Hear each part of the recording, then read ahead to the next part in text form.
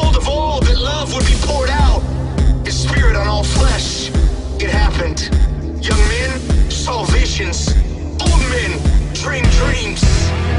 People began to realize that the power was in their words. Their voices became their weapons. His word, their ammunition. The future was attached to every syllable released, just as it was in the beginning. Like when He stepped out into darkness, and then there was light. Freedom was rising. So darkness made its attempts to attack the light. But I have news for darkness. It should have killed you when it had a chance. You are